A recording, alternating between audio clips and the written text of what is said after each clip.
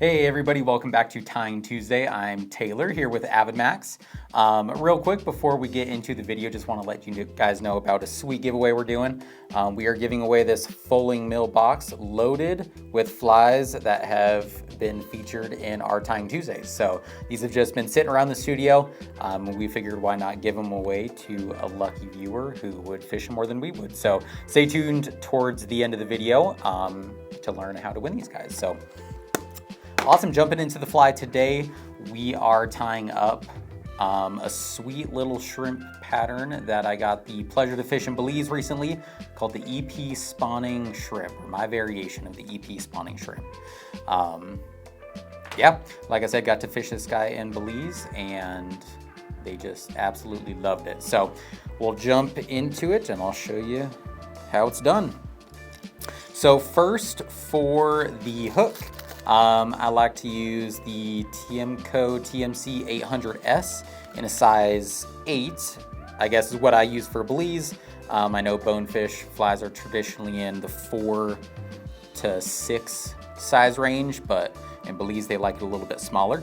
So I'll lock that guy in. For my thread, I'm using Danville 140 denier, just in tan. I don't think thread color matters a whole lot here. Really just something that looks vaguely tan and shrimpy will work.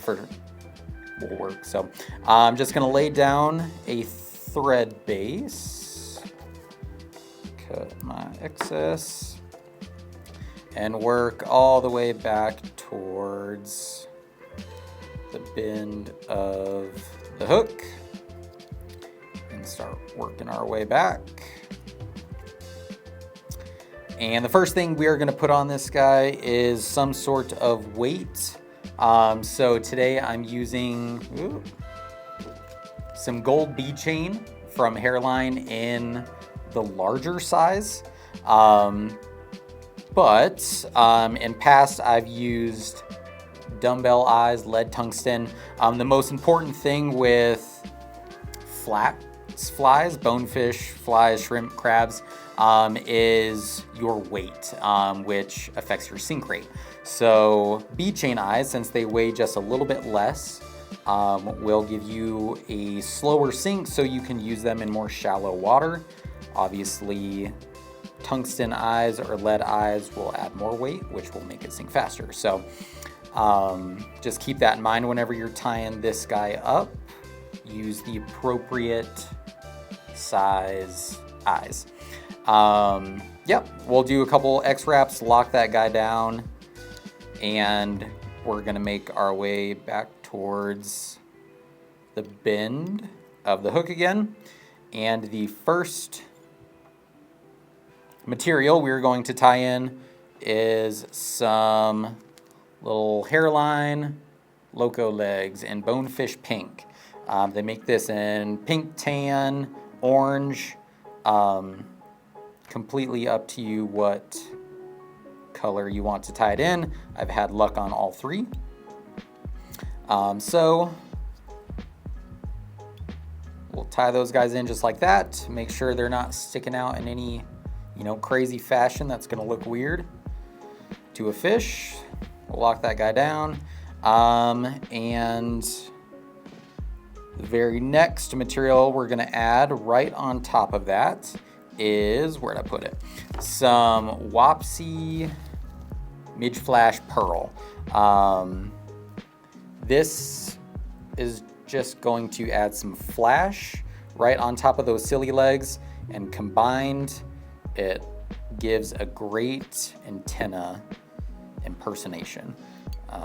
Really catches the eye. I like that it's a different color, which is why I specifically chose Bonefish pink. It kind of stands out a little bit better in my opinion. And then, yeah, the flash just adds exactly what it says. A little bit of flash, a little bit of attractant for them. So we'll cut that out, and then we'll trim this to size later after we add more of the body. But the next material we're gonna add is this F&F chewing gumworm and coral. Again, they make 1,000,001 colors of this, all within like this orangish peachy variant. Coral is what I had laying around, so it's what I used. Any of them work, but this is going to imitate the egg sac that shrimp get whenever they're ready to spawn, hence the name spawning shrimp. And again, it just adds a little bit of color, a little bit of attractant to an otherwise kind of bland pattern. So we're going to tie that in just over the base of our silly legs and flash. Give it 3 or 4 wraps so it forms a nice little ball, like a little egg sac. And we're going to lock that down with a couple thread wraps. And we will trim off our excess and set that to the side. Beautiful, just like that, little egg sac. From here, I like to tie in my shrimp eyes. Now I'm just using, I think it's Enrico's or EP crab shrimp eyes in size small, black. If you really wanted to feel froggy, you can make your own out of just monofilament and then burning it. I don't have the time or the patience for that right now, so we're going to use these guys. And I like to tie them in. I know this one's going to be on my near side, but when I tie it in, I like to tie it in at a bit of an angle so it kind of kicks it up. That way when this fly is being fished, it will ride exactly like this, so the eyes kind of up and not directly on the bottom makes the shrimp look more alive and natural. So we'll lock that guy in. We'll grab this next one and do the exact same. So I like to lay the back end of the shrimp eye over the top, purposefully put it down and catch it with a couple thread wraps. And you can obviously adjust it wherever you want before you lock it down with those final wraps. I like to leave it right at the bend of the hook. When predatory fish attack something, it is natural for them to attack the eyes because it's attached to the head and is more likely to kill an animal. So putting those right at the bend of the hook means it should hopefully catch the hook and not any of this the fringe stuff that won't result in a hookup. So lock those guys in, take our scissors and cut off the excess eye parts, throw those away, and really lock them down. Almost broke the thread there. We'll save that. Now, at this point, I like to lay a bead of super glue across just to lock in the eyes, the Beadchain eyes, and the EP eyes. So just a little bit there. Helps the durability of the fly because I had some barracudas, some tiny barracudas. I think this was an appropriate snack for them as well. And they chewed up a couple of them rather quickly. So, cool. Moving on next to the internal body of the fly. Again, I like to add a little bit of color, a little bit of flash. So I have this HENDS Spectra dubbing. And specifically, I'm using number 19, which again is just a bonefishy pink pattern. It looks really good, it's really flashy, and it kind of gets covered up. So we're gonna create a dubbing noodle of that stuff. So put on some wax, put on a little bit of the dubbing, spin it up.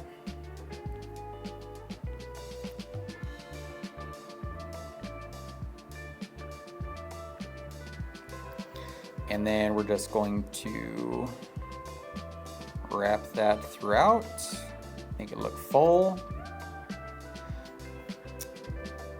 And I know it's kind of a little hard to tell in the camera, but those are 2 different colors. And yeah, just adds some body, add some flash. Next material we are going to use is EP's 3D fiber. This one is specifically sand. However, they make it in tan. They make it in, I don't know, another million colors. So there's 3 or 4 different variations that are vaguely shrimp-like.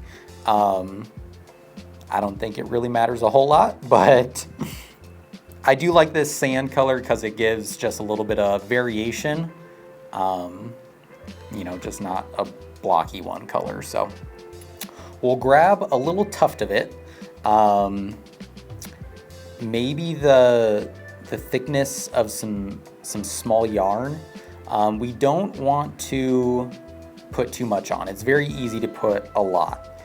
So we're gonna cover the bottom first, and I want the bottom fibers to line up just with the eye. So just a little bit past the bend of the hook for me. I'm going to do a couple thread wraps there.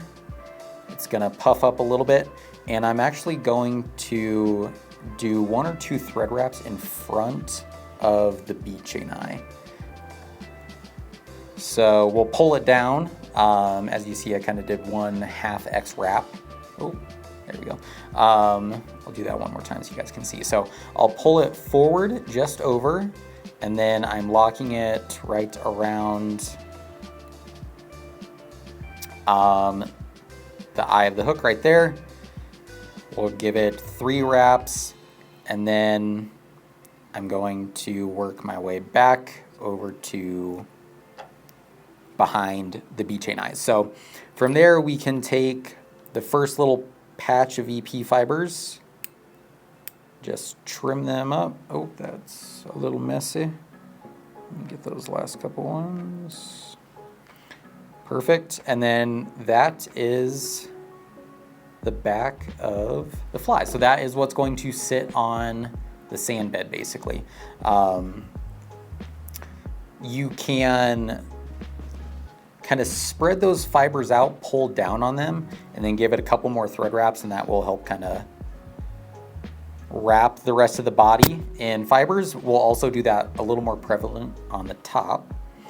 But now we'll flip the fly over, and we're gonna do the exact same thing, but with a longer chunk of EP. So again, we want to use the same thickness that we used on the bottom. You can use a little more if you want, but I've found the same works best for me. And this time we want the EP fibers to extend a little bit past it. So this just helps mimic the, I guess, horn of the shrimp, because the top part of their head is just a little bit longer than the bottom. So we're just gonna lay that directly over top. I like to spread it out over the hook just a little bit to help get everything locked in place. Pinch it with my fingers, and we're gonna do 1 or 2 thread wraps to loosely lock it. And this one, I'm gonna wiggle exactly where I want it in place. I want it to cover up the entire body. Oh, yeah, see, I'm missing a couple chunks there. Good enough. Good deal. So when I'm happy with its placement, like I said, just a couple more locks down, locking thread wraps anyway. And we're gonna leave this little tufty part. That kind of looks like a tail. And when you're pulsing in the water, it kind of wrinkles back over the eye of the hook and looks like a shrimp curling its tail when it's skirting away. So from here, I like to just kind of trim this a little flat, clean it up. If you want to, you can put a little curve to it like a natural shrimp tail. I'm going to pull this back over, try not to hook yourself, and just in front of those bead chains behind the hook eye, so I can do a whip finish. From there, we'll just do a couple of whip finishes. Try not to get all of your EP fiber stuck in there. Move it back and lock that bad boy down. And that is pretty much all there is to it when it comes to materials and what you're adding on. But like I said, I want to trim a couple things down on this fly and then add a couple minor details. So first thing I want to trim is the antennas and the flash that we added first. So I want to keep those level with the EP fiber that I added on the quote-unquote top of the shrimp. So I'll find out however long that is, pull it tight, match it with my fingers, and trim it up. Know that looks like little antennas. Yeah, just looks shrimpy that way in my opinion. So the last thing we are going to do is take a brown Sharpie. In my case, all I had was a fine point Bic marker. And we are going to put some vertical stripes on this shrimp. So I prefer a normal Sharpie because it is much quicker than this fine point one. But this is all I had in the office today. And the beauty about fly tying is you can make whatever material you have work. It doesn't need to be perfect. So just to show you guys briefly, I'm gonna pull tight on the EP fiber and add a bar like that. Do it around the entire body of the fly, including and especially the top.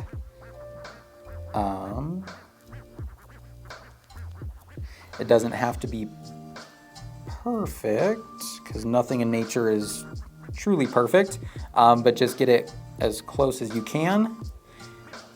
And now you can see why I like the big one, because just that one little ring took me a little bit.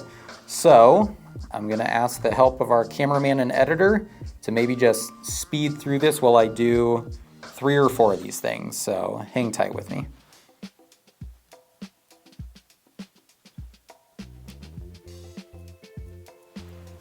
All right, guys, that is the finished fly. So now you can see why I said use a regular Sharpie. Saves you some time, but make do with what you got. We'll clean up kind of those loose couple strands of EP fiber. And when this gets in the water, it really does slim down. This bottom part kind of sucks up into the body like that. And yeah, those Bonefish and Belize ate this bad boy up. So, well, now that we're done with the fly, jump back into the giveaway. If you want to win this box, like, subscribe, and comment down in the comment section below what fly you would like us to tie next. And we will try and feature it in a future Tying Tuesday. So thanks for tuning along, and we'll see you in the next one.